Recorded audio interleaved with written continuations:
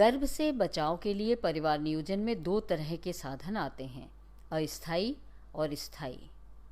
अस्थायी तरीके वे हैं जो बच्चों में अंतराल रखने के लिए प्रयोग किए जाते हैं, जिसमें हार्मोनल और नॉन हार्मोनल साधन आते हैं। हार्मोनल साधन वे हैं जिनमें हार्मोन्स होते हैं, जैसे अंतरा और माला एन। नॉन हार्मोनल साधन वे हैं जिनमें हार्मोन्स नहीं होते हैं, जैसे कॉन्डोम, आईयूसीडी और छाया। अब हम बात करते हैं स्थायी तरीकों के बारे में।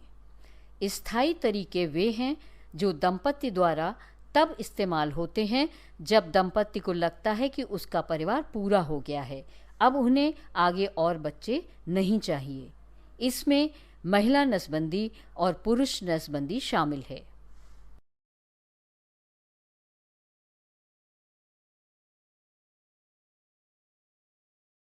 पिछली स्लाइड में हमने जाना कि परिवार नियोजन के कौन कौन से साधन हैं।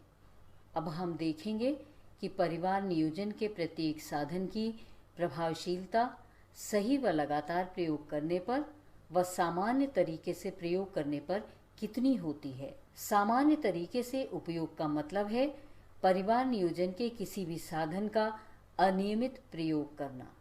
सही व लगातार तरीके के उपयोग का मतलब है परिवार नियोजन के किसी भी साधन का लगातार दिशा निर्देश के अनुसार नियमित प्रयोग करना।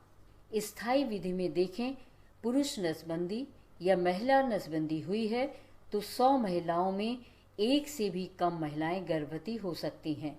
आइए अब अस्थायी विधि में देखें।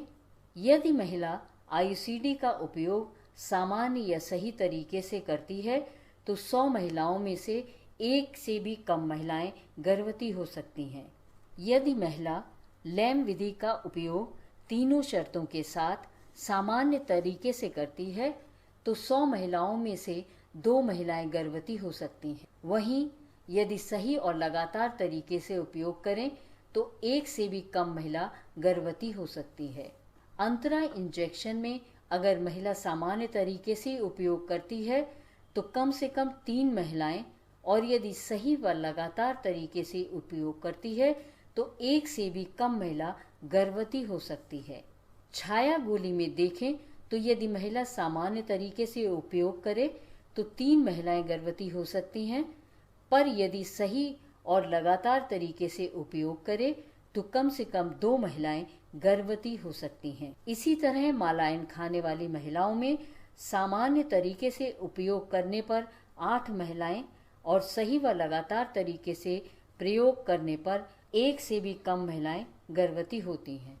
इसी तरह कॉन्डोम का इस्तेमाल अगर सामान्य तरीके से किया जाए तो 15 महिलाएं गर्भवती हो सकती हैं, पर यदि सही और लगातार तरीके से प्रयोग किया जाए तो 2 महिलाएं गर्भवती हो सकती हैं।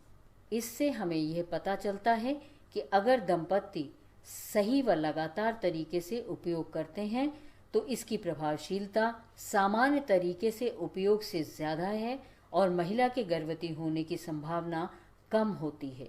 अतः ज़रूरी है कि दंपति को परामर्श के समय परिवार नियोजन साधन की प्रभावशीलता और सही व लगातार तरीके से उपयोग करना अवश्य बताएं। परिवार नियोजन के साधनों के बारे में विस्तार से जानने से पहले यह भी जानना अत्यंत आवश्यक है कि जिस महिला को हम परिवार नियोजन की सेवाएं देने जा रहे हैं, कहीं वह गर्भवती तो नहीं है। यह सुनिश्चित करने के लिए कि महिला गर्भवती है या नहीं, इसका पता हम 6 प्रश्न पूछकर लगा सकते हैं। तो आइए देखते हैं कि यह 6 प्रश्न कौन से हैं। उसने पिछली माहवारी से अभी तक संभोग नहीं किया है।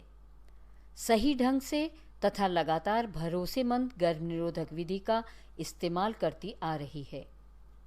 उसकी माहवारी शुरू होने से पहले से 7वां दिन है। गर्भपात के बाद से पहले से 7वां दिन है। प्रसव होने के बाद 6 महीने से पूरी तरह से स्तनपान करा रही है और उसे माहवारी नहीं आई है। उसका बच्चा 4 सप्ताह पहले पैदा हुआ है। यदि महिला इन सभी प्रश्नों का उत्तर ना में देती है तो महिला गर्भवती हो सकती है और उसको अगली माहवारी आने तक इंतज़ार करना पड़ेगा, या फिर निश्चय किट से जांच करके ये सुनिश्चित करना होगा कि वह गर्भवती तो नहीं है। यदि महिला इन सभी प्रश्नों में से किसी एक का भी उत्तर हाँ में देती है और महिला में गर्भवती होने के कोई लक्षण नहीं है, तो आप उसको उसकी पसंद का साधन दे सकते हैं। परिवार नियोजन का परामर्श देने के लिए हमें यह जानना बहुत ज़रूरी है कि परिवार नियोजन के साधन गर्भ निरोधक का काम कैसे करते हैं। जैसा कि हमने पहले जाना था कि अस्थायी विधियों को दो भागों में बांटा गया है, हार्मोनल और नॉन हार्मोनल। तो पहले बात करते हैं कि हार्मोनल विधियां जैसे लैम, अंतरा इंजेक्शन और माला एन कैसे काम करते हैं। तो ये तीनों विधियां 3 तरह से गर्भ निरोध का काम करती हैं। पहला, अंडाशय से अंडे के पकने को रोकते हैं। दूसरा, हार्मोन्स के प्रभाव के कारण गर्भाशय के अंदर की सतह को मोटा नहीं होने देते, जिसकी वजह से माहवारी नहीं आती। अतः हर माह बच्चेदानी जो गर्भधारण की तैयारी करती थी वो तैयारी नहीं होती, जिसकी वजह से भ्रूण का आरोपण नहीं हो पाता। और तीसरा, हार्मोनल विधियां गर्भाशय के मुंह की श्लेष्मा यानी सर्वाइकल म्यूकस को गाढ़ा व मोटा करता है, जिससे शुक्राणु आसानी से गर्भाशय के अंदर नहीं जा पाते। अब हम नॉन हार्मोनल विधियों के बारे में अलग अलग जानेंगे कि वे गर्भ निरोधक का काम कैसे करते हैं। आईयूसीडी शुक्राणु को अंडे तक पहुंचने से रोकती है, क्योंकि इसके तांबे के कण शुक्राणुओं की गति कम कर देते हैं या मार देते हैं। ऐसा गर्भाशय में केमिकल बदलाव की वजह से होता है। सेंट्रोमन यानी छाया गोली में हार्मोन्स नहीं होते हैं। इसमें सेंट्रोमन नाम की दवा होती है। इसके खाने से स्त्री का अंडा तो बनता है, परंतु गर्भाशय की अंदरूनी परत में ऐसा बदलाव होता है जिसकी वजह से भ्रूण उसमें धंस नहीं पाता। कॉन्डोम एक ऐसा गर्भ निरोधक है जो शुक्राणु और अंडे को मिलने नहीं देता, यानी एक अवरोध का काम करता है, जिसकी वजह से अंडा निकलता तो है मगर शुक्राणु से मिल नहीं पाता। अब हम स्थायी विधियों के बारे में चर्चा करेंगे। महिला नसबंदी में फैलोपियन ट्यूब को काटकर या छल्ला पहनाकर बांध दिया जाता है। शुक्राणु बंद किए गए रास्ते से आगे नली में नहीं जा पाते अथवा स्त्री के अंडे से नहीं मिल पाते हैं, जिसकी वजह से गर्भधारण नहीं होता। पुरुष नसबंदी में अंडकोश से लिंग तक शुक्राणु ले जाने वाली नलिकाओं को काटकर बंद कर दिया जाता है, जिसकी वजह से शुक्राणु व अंडा नहीं मिल पाते और गर्भधारण नहीं हो पाता।